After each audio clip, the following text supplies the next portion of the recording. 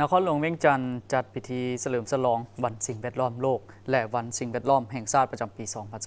2025 พิธีเฉลิมฉลองได้จัดขึ้นอยู่ที่โรงเรียนประถมสมบูรณ์ด่านสร้างเมืองไซเสถานครหลวงเวียงจันทร์โดยมีทานอาสพังทองศรีพันดอนเจ้าของนครหลวงเวียงจันทร์ทานผู้วงหลวงไซสนะรองรัฐมนตรีกระทรวงทรัพยากรธรรมชาติและสิ่งแวดล้อมพร้อมด้วยคณะแผนกคณะอำนวยการครูอาจารย์และนักเรียนเข้าร่วมท่านอนุทัยจันทาราศีหัวหน้าแผนกทรัพยากรธรรมชาติและสิ่งแวดล้อมนครหลวงเวียงจันทร์ได้ให้รู้ว่า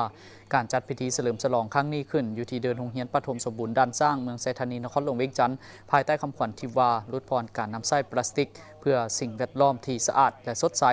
ซึ่งสถานที่แห่งนี้เป็นส่วนหนึ่งของพื้นที่โครงการสร้างความทนทานของประชากรในตัวเมืองเพื่อปรับตัวเข้ากับการเปลี่ยนแปลงดินฟ้าอากาศโดยการคุ้มครองและนำไส้ทาแห้งของระบบนิเวศอยู่สปป.ลาวที่จะตั้งปฏิบัติอยู่ที่นครหลวงเวียงจันทร์ตามสายน้ำห้วยยางกว่า3บ้านคือบ้านดงสร้างหินบ้านดอนติ้วและบ้านดานสร้าง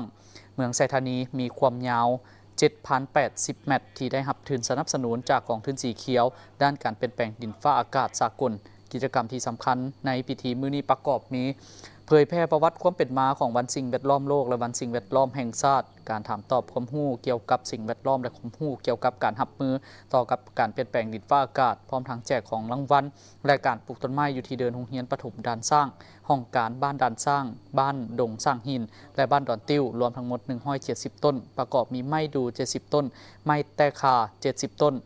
ต้นคูณ10ต้นจำปาต้นจำปา10ต้นต้นหมากม่วง10ต้นและต้นหมากสีดา10ต้นสำหรับสปป.ลาวพวกเฮาแล้วการจัดตั้งเฉลิมฉลองวันสำคัญนี่ก็เพื่อยืนยันถึงความเอาใจใส่อย่างนักแน่นของพรรคและรัฐบาลในการปกปักรักษาสิ่งแวดล้อมร่วมกันแก้ไขปัญหาสิ่งแวดล้อมที่เสื่อมโทรมส่งผลกระทบต่อเศรษฐกิจการดำรงชีวิตของมวลมนุษย์และสิ่งที่มีชีวิตอยู่ในโลก